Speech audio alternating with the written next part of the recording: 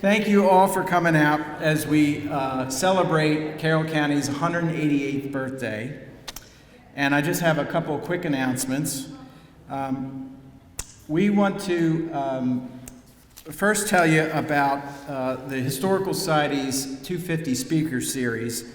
We have on January 28th, John Laycock will be speaking about the dark winter of 1776-1777. And if you would like to see a flyer with all of the upcoming Historical Society events, there are some on the table as you came in. Also want to give a shout out to Heather and Bill. Heather is Herb Sell's daughter. Where? Granddaughter. Hey, that was a good slip up. Hey, Heather.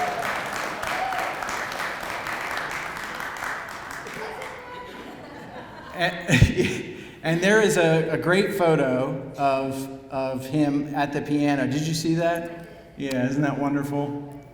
And where are you guys coming from? From Dover, PA. From PA, okay. Great. I also wanted to give a shout out to our new chair of the board, Jim Shriver is here. Jim, thank you for stepping up, chairing the Board of Trustees for the Historical Society. Thank you. And I have to do this, please indulge me for just a moment, but I have to say happy birthday, Rachel. My wife's birthday is today, and so I just want to look in the camera and say happy birthday to her. So she's sharing a birthday today.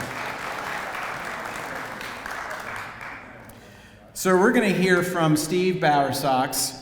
He's going to talk about 125 years of community service with the high school. What an incredible anniversary. And he's going to speak a little bit about the items that are around the room when he starts, but also wanted to acknowledge the Roops have brought these amazing yearbooks from the school, so definitely check those out. And Laura also wants me to mention that we are going to cut the cake and have refreshments and coffee at the very end. So I hope you have an appetite because there's a lot of cake. All right, so Steve grew up in Westminster and lives in Westminster today with his wife, Jane. They have two children, Elizabeth and, is it Kaylee? No, she was mad at me when you said that. It's Callie. Callie, okay. He graduated from Westminster High School. He holds an AA at Carroll Community in Business, a BA from UMBC in History, and a master's degree from Western Maryland College in Education. He's worked for the past 23 years at Westminster High School as a history teacher and lately as a career coordinator. Steve served in the Army for 2 years between 1985 and 1987. Steve frequently talks for HSCC and offers popular walking tours as well. And some of you already know this, but Steve actually has just stepped up to serve on the Board of Trustees with the Historical Society, and he is our new program chair, filling in the shoes of Lynn Wheeler, who sadly isn't here today. But thank you so much, Steve, for stepping up in many ways. And with that, the mic is all yours.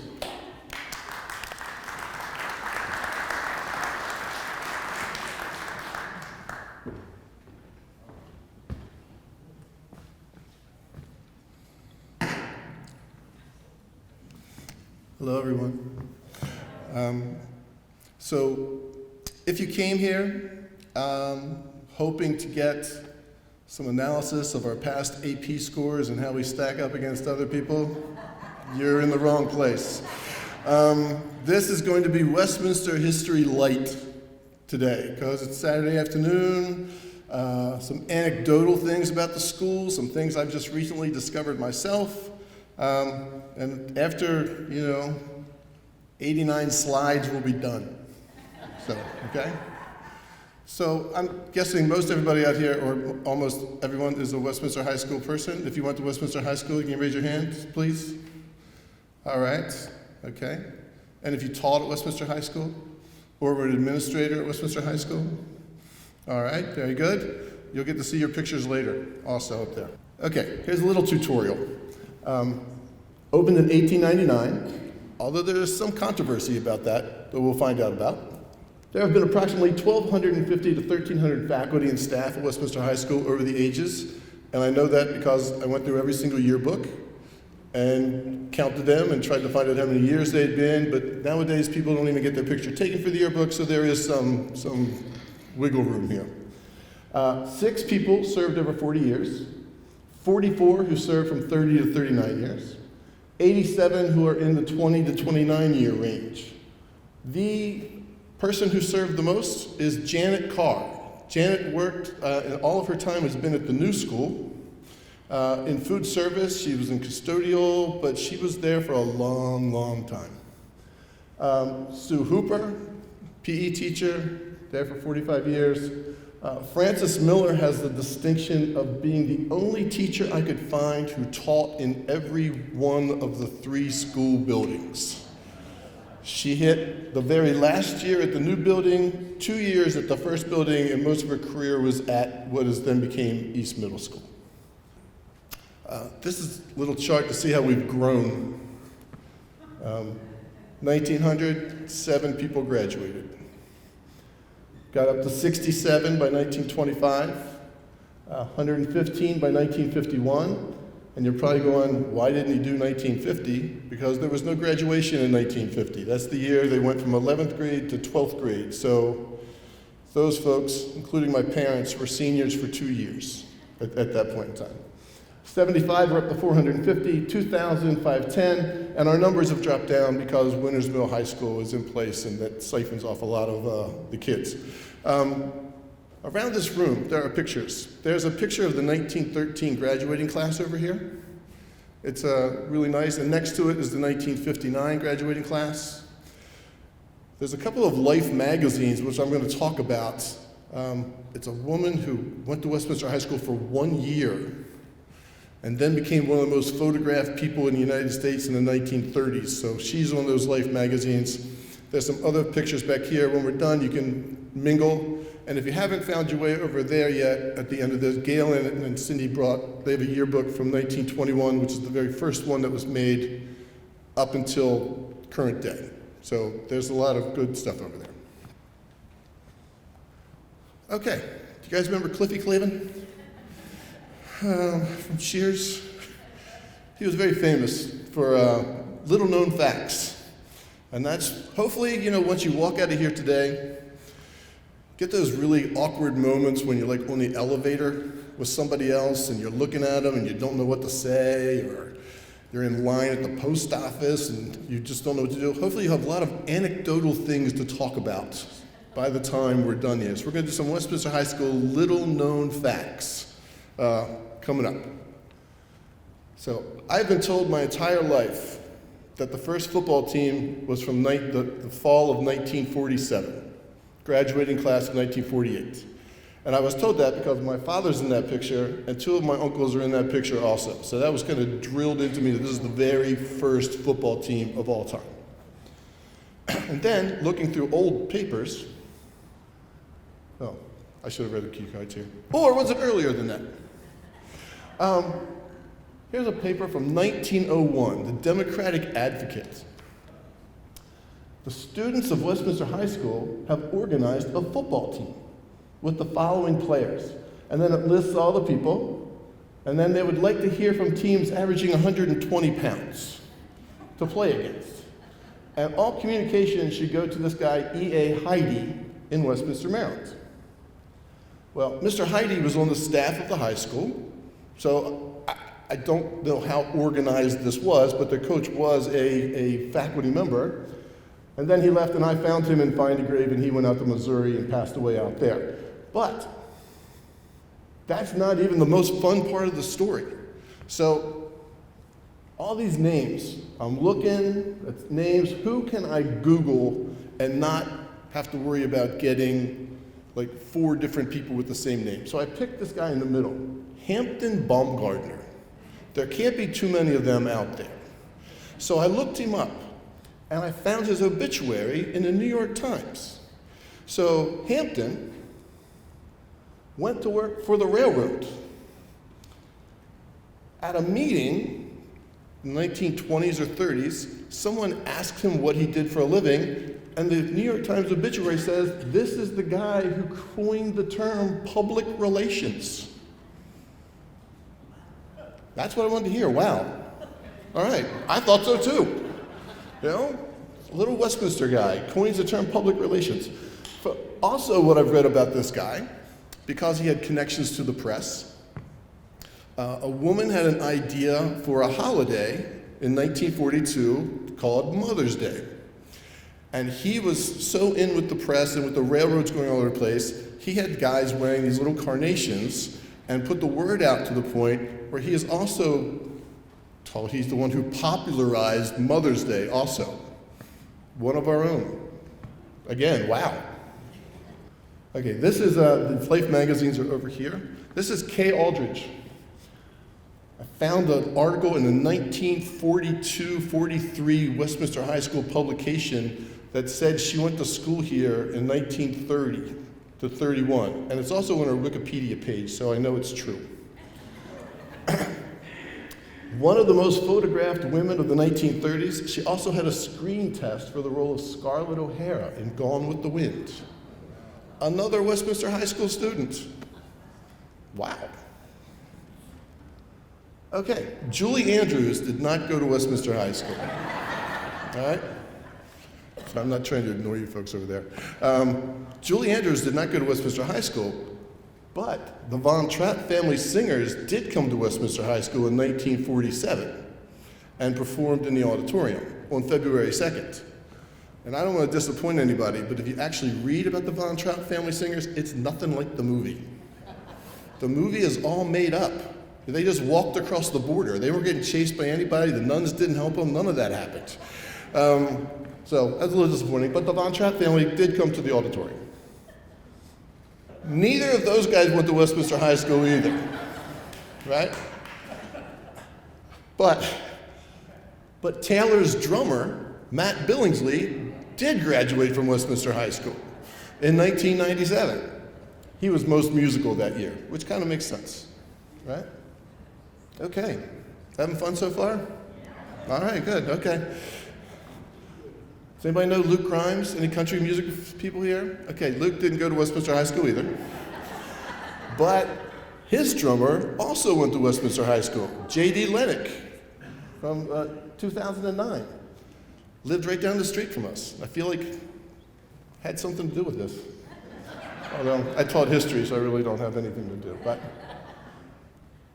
all right, Ernest Thompson, right? Graduated from Westminster in 1967. Won an Academy Award for the screenplay to On Golden Pond. Fortunately, 2 years ago, he came to the school. That's me on the other side in that picture. And it was really fun to crop him out of the picture and use it as my Facebook profile picture for a while, holding the Academy Award. So we have an Academy Award winner, we've got drummers, we've got all kinds of things. Boomer Esiason.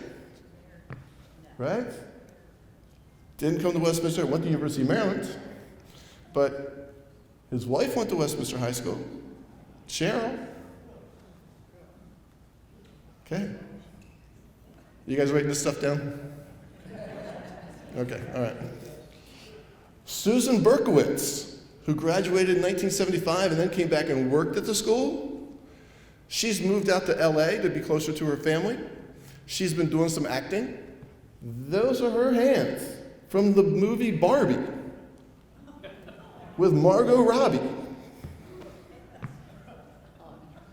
This is good stuff. You know? Okay. How many of you saw Barbie? Okay. Oh, okay. All right.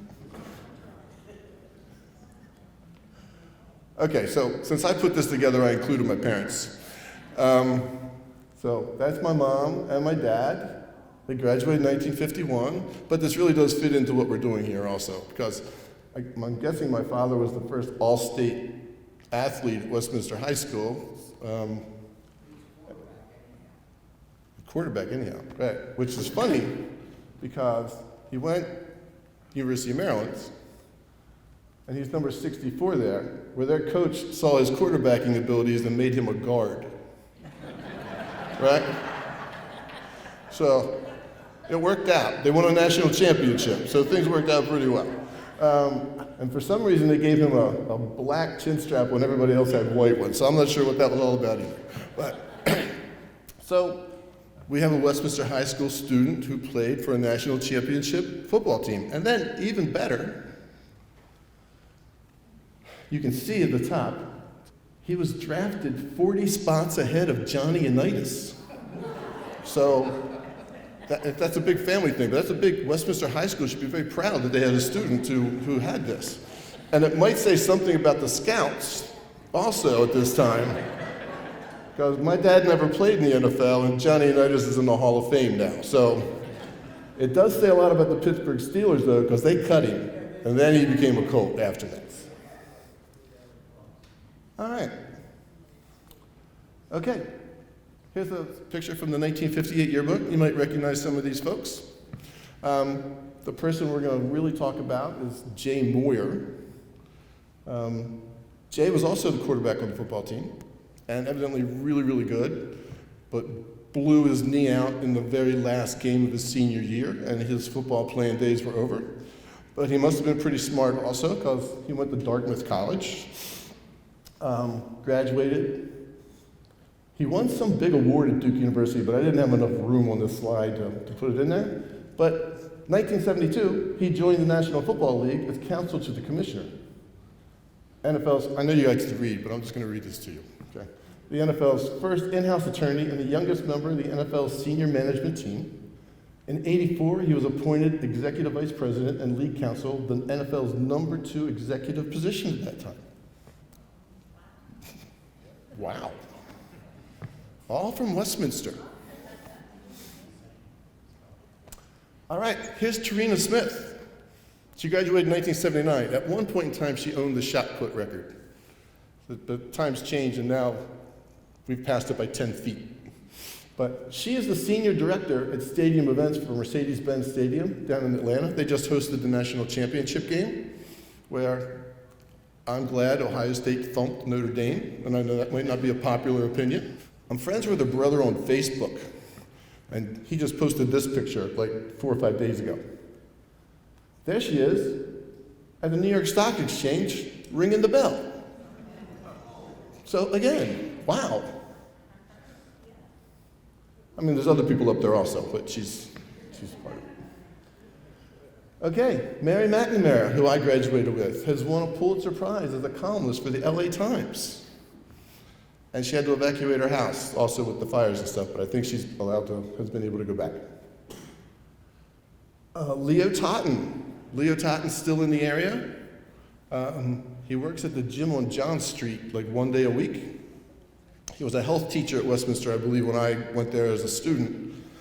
But if you read that second one, it says, recognized as one of the 65 most influential strength coaches of all time.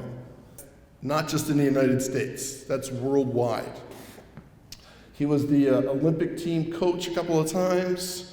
From what I understand, he grew up at Pennsylvania Avenue, and he started lifting, started getting those, remember those like bodybuilder magazines from back in the day? You used to see them. He set up a bench in his garage that had just enough space for the bar, and he started lifting, and this is where he is, or where he was.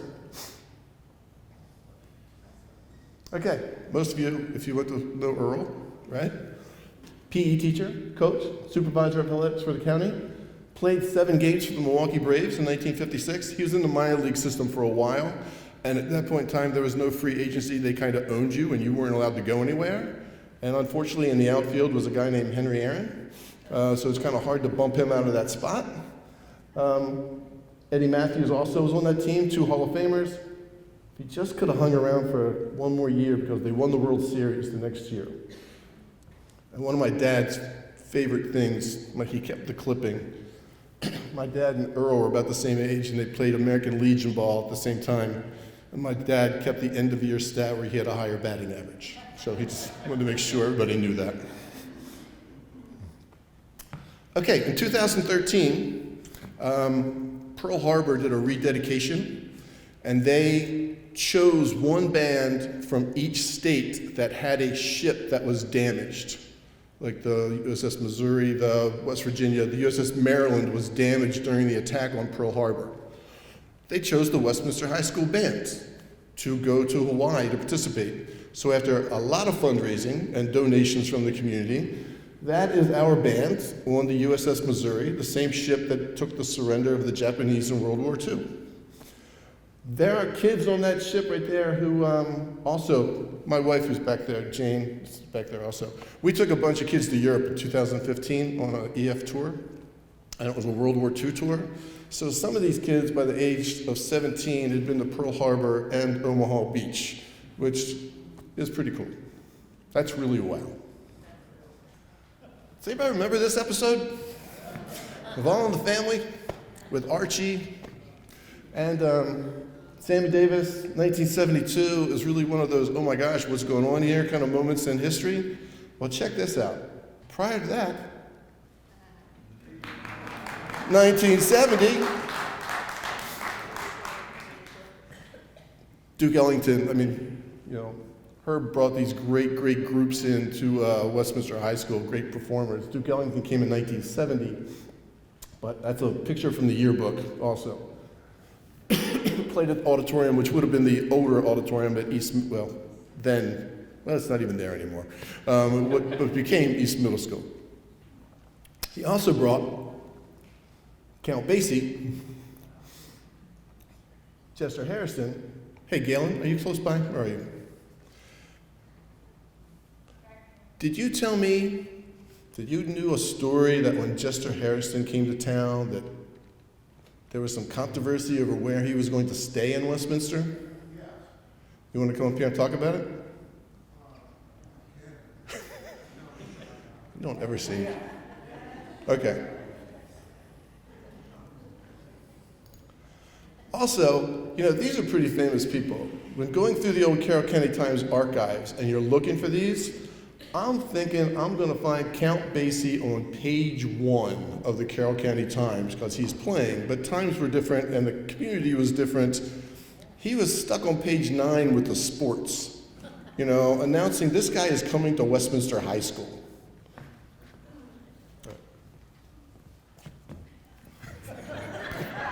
Story of my life.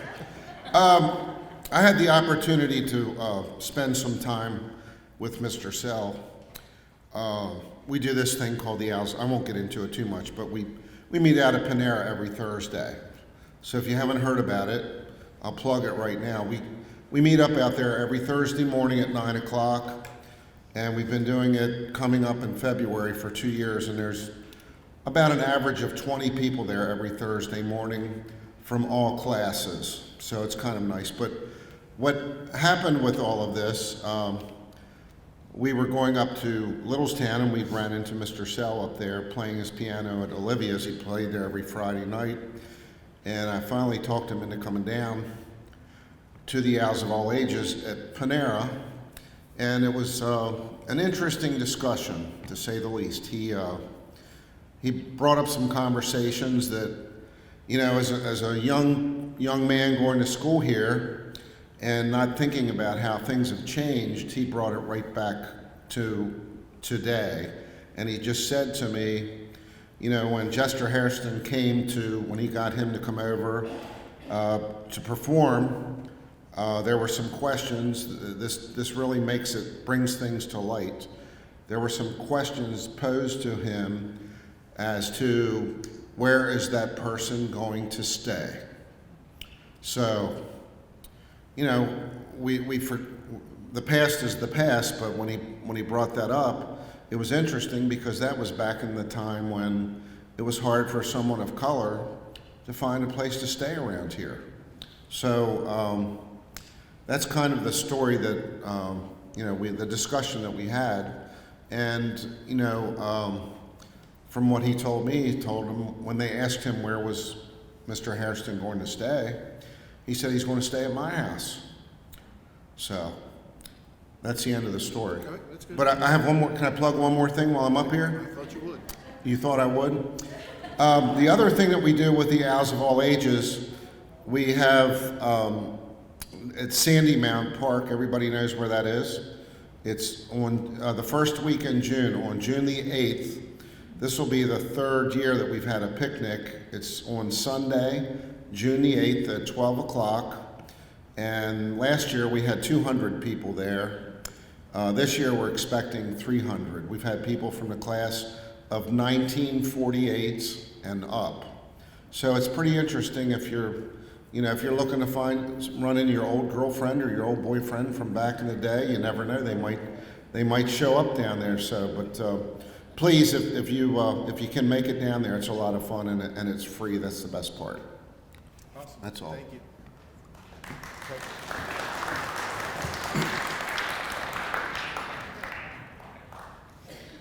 Okay, and so Jester Harrison, who's a great musician, singer, he also is Tom Robinson's father in To Kill a Mockingbird, if you want to check that out.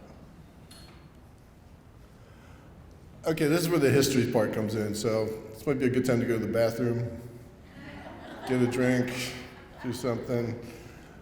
Okay, so, it's really kind of a bummer. You guys are going to look like my kids in my class here in a second. So, throughout the 19th century, public schools took hold at a faster pace in some communities than in others. Public schools were more common in cities than in rural areas, and in the Northeast than in other parts of the country. And I'm going to real quick history lesson. So, you all know, the farther north you are in this country, the colder it is, usually, right? You come down the coast, it gets warmer. So in the south, you can grow crops a lot longer than you can in the north. In the north, you have a very smaller growing season, so there weren't big plantations in the north. There were small farms, subsistence farming, just buying stuff for just growing things for you to eat and maybe have a little to sell. So people were clustered more together. And that's why the schools are going to start there first, because there's more people congregated. If you go down south, they had plantations, they're all spread out. They had a lot of private tutors and things at that point in time. I'm done with that. Okay. It took longer for children of color, girls, and children with special needs to gain access to free public education. Gradually, more states accepted the responsibility for providing universal public education and embedded this principle in their state constitutions. That's a note to me to tell more history here, which I already did. High school attendance did not become commonplace until the 20th century. Huge influx of immigration at the end of the 19th century, early 20th century. Public schools would help to Americanize, immigrants. Kind of a melting pot, mixing bowl, if you've heard those terms. Kind of send these kids into school, they learn English, they learn American customs. That's the whole popularization of public school at this point in time. And that's where we fall into this also, because we're in the same time frame. In 1910, just 14% of Americans aged 25 and older had completed high school. By 1970, you're up to 55%. And then these stats were from like 2017, 90% of Americans aged 25 and older had a high school degree. So Westminster High School fits right into this time frame. So here's our seal. It says 1899 at the bottom. That's what we've always been told. Westminster High School started in 1899. Here's an article from the Democratic Advocate, just a little bit about education. From 1891, Principal Simon Weaver has resigned his position and accepted the principalship of the public school in Westminster. So there were schools around in Westminster and in the county. Lots of one-room schoolhouses kind of all over the place. This is a picture of the Frizzleburg Academy, and he's all the way to the right. From September 10th, 1898, the new public school building, which is being constructed in Westminster, taking the place of Central Hall School, will not be completed in time to receive pupils at the opening of the public schools next week. The City Hotel of Westminster, which is unoccupied, has been secured for school purposes. So that first building was supposed to be open for the 1898 school year. So would our seal have said 1898 then, if that would have happened? Because that's kind of part of the thing that I don't quite get. The City Hotel, and thanks to Doris for straightening me out on this. City Hotel was located at the corner of Court Street and Main Street. It's all the old Court Inn. It had been built back in colonial times, I believe, or kind of near then. It's unoccupied at this time, so that's where these kids are going to go to school for this first year. December 3rd, 1898, the closing of Westminster High School on December 2nd until the completion of the new building lost time to be made up after the completion of the spring term on ground of unfitness of the hotel property for school purposes. The place didn't have any heat. So they shut school down for 5 weeks in this building. So there are articles from April, school got out in April at this time, where all the other schools in the county were out in April, and the kids from Westminster High School went 5 more weeks to make up for the time they were off. April 1st, 1899, before the new building, the first building opens up, is called the principal of Westminster High School. So there's just a little controversy as to when, maybe it's not controversy, but I find it interesting. And that's his tombstone right there. He's in the Westminster Cemetery. Thanks to Clay Matthews, who I don't think is here today, for hooking me up with that. Okay, also, 10 years earlier, 1889, from an article, an essay on teachers and teaching was read by Charles Ballman, principal of the Westminster High School. So this is 10 years before we officially have a Westminster High School. So don't know if these terms were just kind of thrown around at this time or what, but there is a little bit of controversy about when it actually became Westminster High School. So there's the first building with all the floors on it. Still there. And most of you probably know this if you're in this room. On Center Street. It's a bridal place now. The top floor was damaged by some storms or whatever and had to be taken off, so it still kind of looks like that. There's been some additions to it. Going to be the home to Westminster High School until November of 1936. When the first yearbooks come out in 1921, they are already saying this building is overcrowded. They're going to put portables out near this building. In like 1924 or something like that, there's portables built. Plus there are no athletic fields. There's no gymnasium. There's none of those things that we just think that everybody should have at this point in time. So this school is going to serve that purpose, and we're going to exit this building in the middle of the school year. We're not even waiting until the end of the school year. We're going to leave at Thanksgiving break. First opens up, 2 teachers, less than 50 students. And I think the teachers were also the principal and the assistant principal at this point in time. 3 grades were in the building. You only went to 10th grade until 1904. That's when it's going to be bumped. We're not going to have a graduation in 1904 because then it's going to be 11th grade. Then by 1951, you go to 12. Here's the first graduating class. I'm guessing those Rodericks were related, but I don't know that for sure.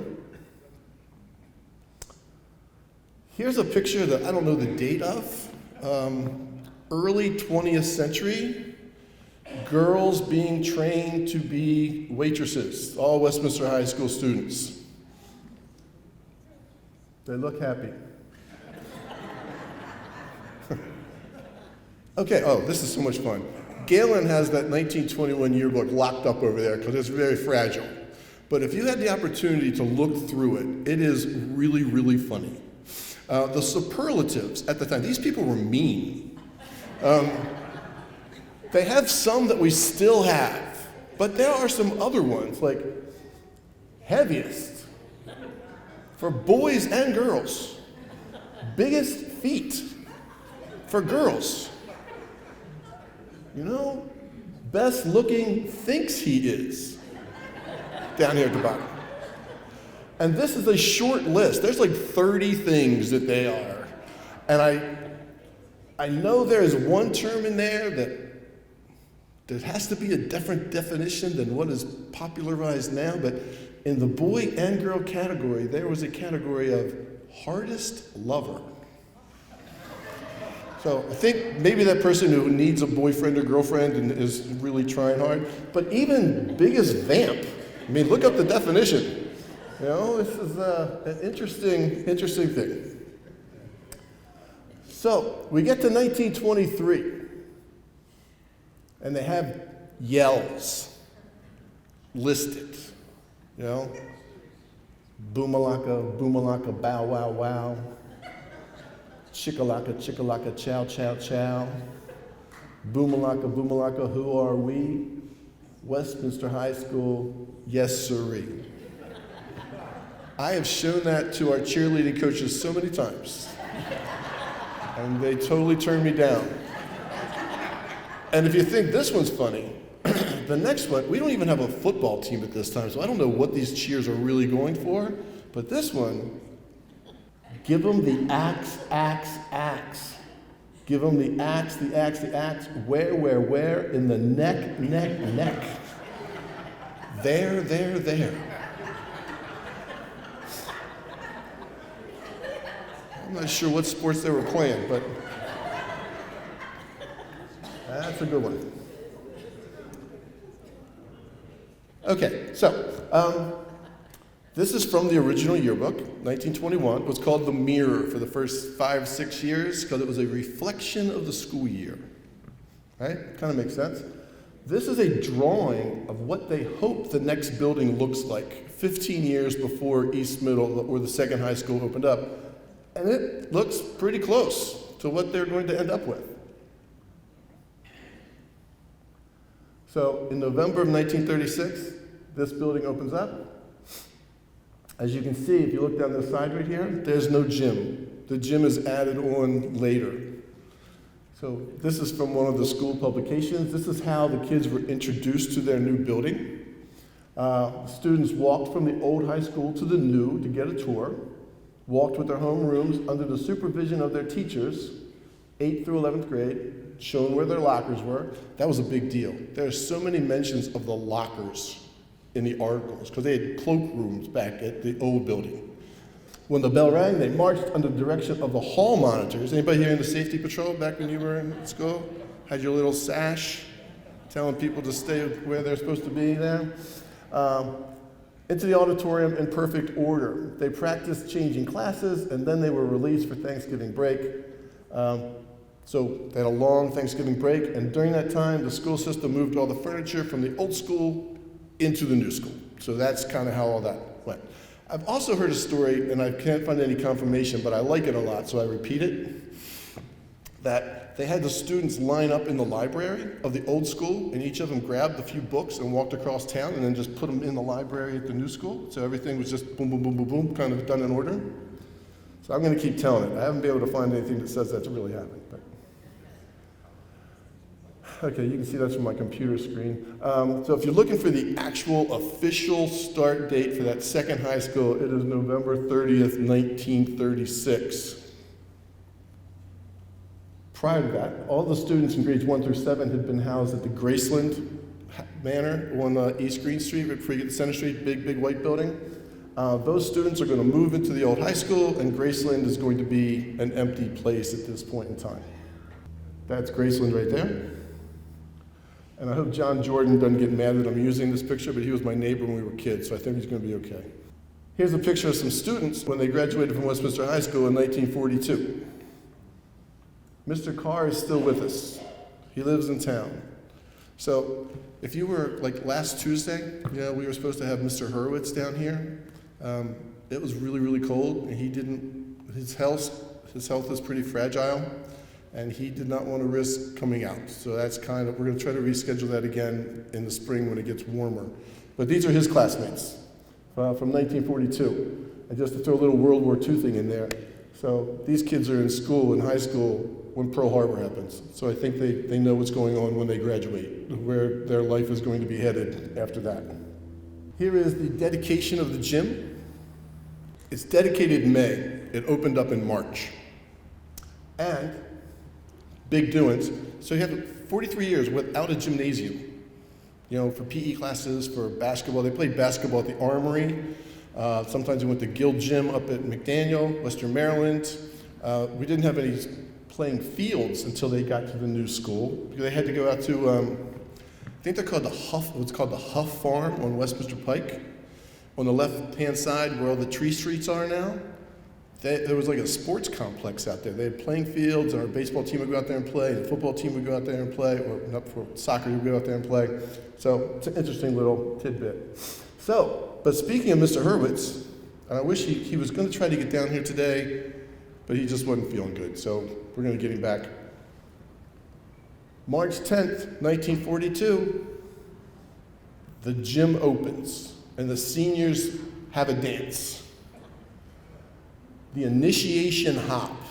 And this is from a publication. Because of this hop, the night will go down in the annals of Westminster High School history. And who's the first person on the dance floor? Mr. Melvin Hurwitz and Betty McKenzie, first couple to dance in the gym. Originally, this talk was about the use of the building and how important it is to the community and all those kind of things, but I didn't know how many people really wanted to hear all those stories.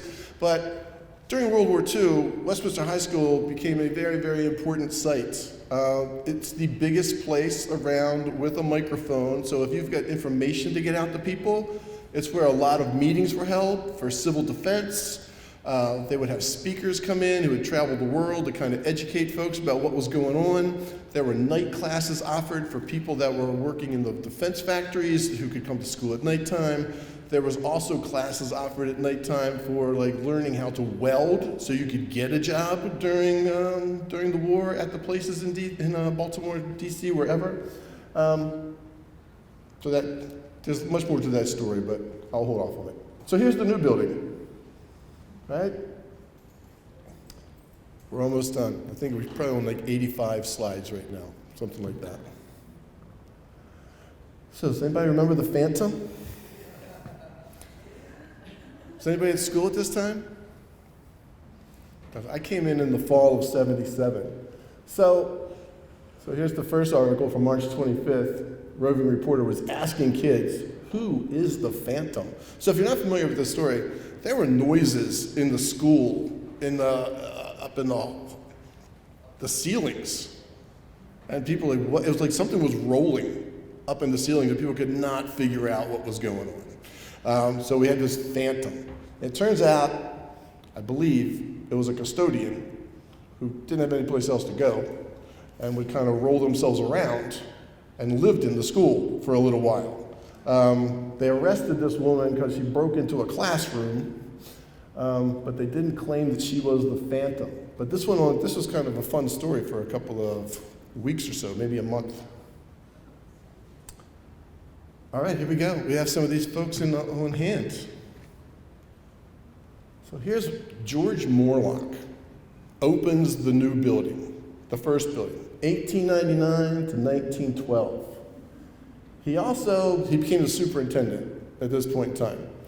Just to show you how things are a little bit different, that's him all the way in the back in the 1923 Westminster High School Orchestra playing the cornet. Yeah, he also played in the school band after he was superintendent of schools. So I don't think that happens too much anymore.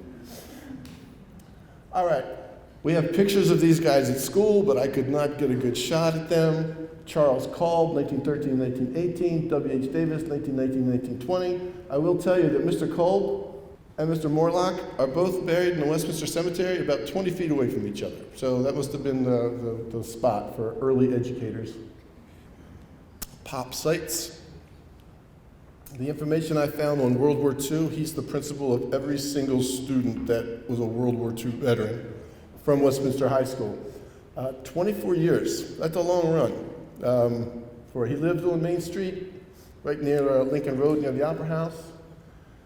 And I think he had a heart attack while he was driving down Main Street in 1949 and died after he retired.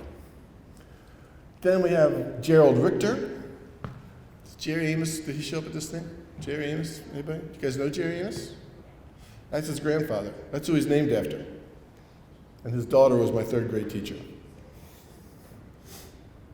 Quentin Earhart, his dad taught there for a long, long time. Mr. Lerdo, this is probably getting more for the people in this crowd here now, getting to their administrators. Norris Wise. Pete McDowell, he was the principal when I was there. Ed Davis, was there for a couple years. Mrs. Breen, you want to stand up? Okay.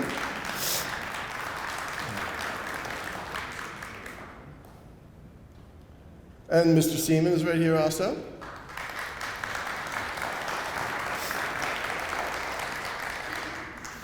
He was nice enough to call me and offer me a job. So I'm forever indebted to John Seaman. Mr. Ken Gantz, he's the principal at Liberty High School now. And then we have Jeff Hopkins, and he's at West Middle. John Balger, they brought him in from Francis Scott Key, and then he retired. Now he's down on the Eastern Shore doing something. And our current principal is Katie Neflin. She's a Westminster High School grad. Miss Bream, you're a Westminster High School grad, are you not? Yes. I thought so, okay. Katie's a Westminster High School grad. She's also a Naval Academy grad. She's really, really good. We're happy to have her. Okay. Here's some pictures of people that worked here a long time. There's Janet Carr, food service. Sue Hooper. Miss B. Miller. Stephanie Douglas. A lot of these pictures are from the same yearbook because a lot of these folks were here at the same exact time, which was really good. Houston Curd, taught for a long time. Terry Brown, his wife still teaches at Westminster High School. There's Clay, I thought he might be here. He comes to the Tuesday things, he must have been busy. 39 years. Richard Oliphant, 39 years. Francis Miller in social studies for 38. Miss Wentz. Ms. Luby, she's still here at Westminster High School. She works in special ed. Mike Eaton, who many of you know, right? Or knew. There's Herb. Nancy Miller. Marilyn Cole. Mr. Stahl. Carroll Richardson, who we unfortunately lost last year. Glenda Wareheim. All right, so this is the first African-American employee ever at Westminster High School, Levere Owens. He was there for 15 years. Miss Daisy Harris, who taught English. Does anybody have Miss Harris? Yes? All right. And the first African-American graduate is Mike Squirrel. And Mike evidently went to Franklin and was a teacher there, track coach, basketball, those kind of things. Some of the faculty at Westminster High School worked with him at Franklin or had him as a coach, and he never, ever mentioned that he was the first African-American student at Westminster High School. Came in 62, which, I don't want to go into history, but Brown versus Board of Education was 1954, so it took us a little while to get this figured out. He went to the junior high first. And from what I've seen of interviews, so do you remember junior high school, like gym class, when you had to square dance? And you count it off. You're like, oh, that's my dance partner right there. He was the only black student. They used to bring a black girl to school so he could dance with her and not have to dance with any of the white girls. So we've gotten better, He also was a really good basketball player. So, and he went on a semi-scholarship, to Delaware State or something like that, played basketball. All right, so this is just some random pictures. We've got a really good crew at Westminster High School now. This is actually kind of near my office. Kind of is my office, isn't it, Aaron? So that hallway, they're full of Christmas presents. We supported 36 families this year, I think. The different departments and people at school went out and shopped for people in the county or in the community, our students who just don't have as much as some other people do. And this place was just packed with presents this year. We've been doing that for several years now. And I think this is going to be helpful to Galen. This is what Galen was talking about. This was the picnic down at Sandy Mount Park in June. We stopped by for a little bit. And this is also a picture of the gathering at Panera when Herb came, looks like. That's it. So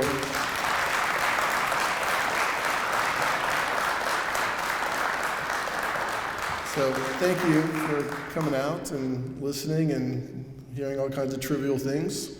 So now are we going to cut? Oh, you got a microphone. Look at you. Okay. Can you hear me?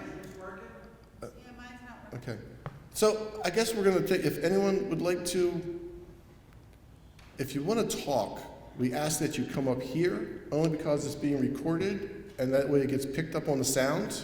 So if you have any comments about your time at Westminster High School, or great memories, or anything like that, and you want to come up here and share them, please do. We've got plenty of time. Anybody? Oh, we'd love to hear them. Come on up. Come on up. And while we're waiting, I just want to say thank you to Steve, first of all. Steve is our Renaissance man at the Historical Society. He does anything. I can call him up, and he's like, "Can I do it at 3 today?" The other thing that I want to say is thank you to Jason, our executive director. And I want to give a really big shout out to my volunteers. My volunteers are so important to me, and I never thank them, but I want to say thank you to everybody for arriving early when they don't know why I'm asking them to arrive early, and staying after. So they're fantastic. All their cleaning, preparation, everything is very much appreciated, and I could not do my job without them. So thank you all so much.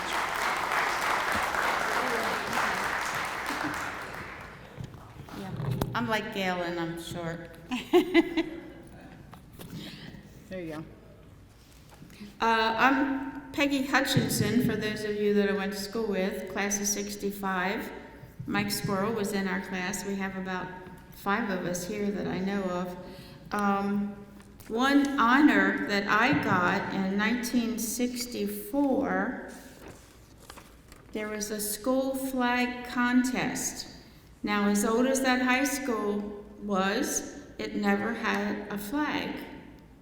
So in 1964, the school betterment put out a contest to design a high school flag. And I won. I have a picture of it here. My ink at home was giving me a fit. But it used to go out in the parades, and I was also a majorette, so I was proud to be marching along with the flag. Then when they all started doing all the new things with all the flags instead of, because I was a majorette, and they kind of eliminated majorettes and went into flags, they actually eliminated the high school flag. I don't even know where it is. Maybe, Steve, you can look it up. Can I just see a picture? Okay.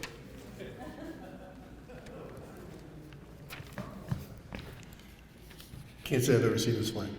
I know. We have flags with W's on them, but I do not know anything about that Yeah, here's flag. you can take these and look up. Okay, Use them. let's see what I can find. Mm-hmm. Is that you? Yeah. Nice. Well, the ink didn't work too good at home. Okay, I'll check. Yeah. Let's see if I can find it. Okay. All right. Just a little bit of trivia. Okay, we love trivia. We do have this microphone working now. We do have the microphone working if you have a little bit of difficulty getting up on the stage. Does anyone have a question or comment back here?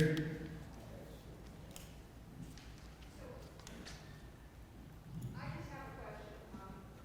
I have to confess, I did not go to Westminster High School. I went to Franklin High School, which also has quite a rich history, and I'm glad you mentioned it. But has the owl always been the mascot, or when did that come about? We can look at that yearbook over there. The yearbooks over there, they're called the Mirror until they're called the Owl. So I think it's back in like 1920 something. Yeah, Gail, why don't you check it out? Okay. My name is Mike Conover. In 1972, we won the Tri-State Championship in track and field at Thomas Johnson High School. And Mr. Eby said that when we got back, the school was all locked up, the new school. So we just snuck the pole vaulter over the doors and took the trophy in, and we were damn proud we won.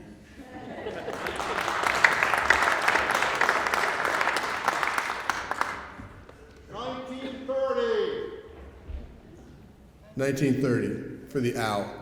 1930 for the owl. And we've had these discussions like, does the owl have a name? And people want to name it. And we just had a really beautiful owl donated to us, hand carved, really, really pretty.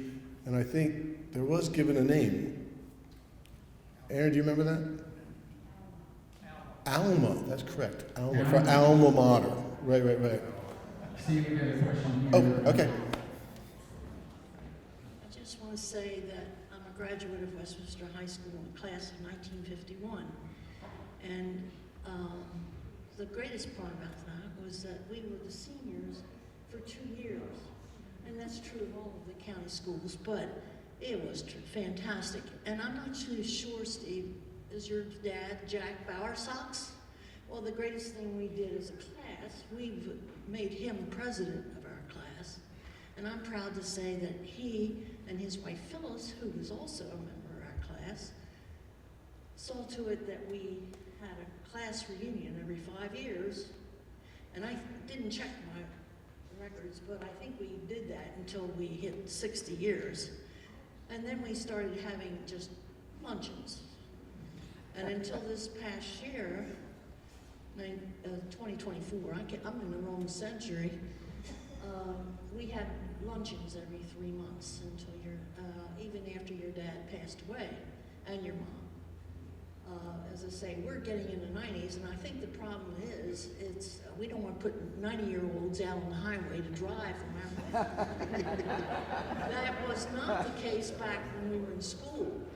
We were also a class that had driver's training for the first time. And Mr. Albrecht taught me how to drive. Good man. He said that if you can drive down Main Street in Westminster, you can drive anywhere. That was when Main Street was narrow and you had parked cars on both sides and people that threw doors open into your, you know. Also, I want to say that this gentleman that just spoke about a team that won awards, Donna Selman and Herb Ruby were very special in this school, which was like a second home to us.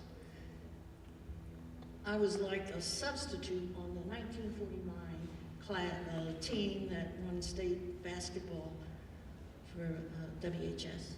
Oh, And of course, they started football. Westminster was hopping on Friday nights when football started. Yeah, so it was a great time. It was a second home, as I say, to most of us kids, because we're talking about the era when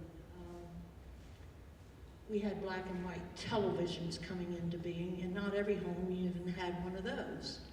So school was very important to us, and WHS was very, very special.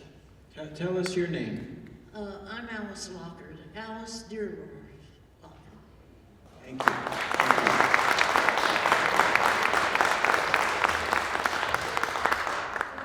I can travel over to that side of the room too. Everybody's got their eye on that cake, those cakes over there, I guess, Steve. Anyone else? Anyone else? Steve, any last words? No, I appreciate you talking about the class of 1951. You know, I asked my father how he became class president, and he said, like in 8th grade, somebody nominated him, and he couldn't get rid of the position for the next 4 years, so he just kind of kept going with it. But I remember my parents doing all kinds of envelopes for reunions and all those kind of things too. So, thank you. Steve, thank you very much for showing everyone how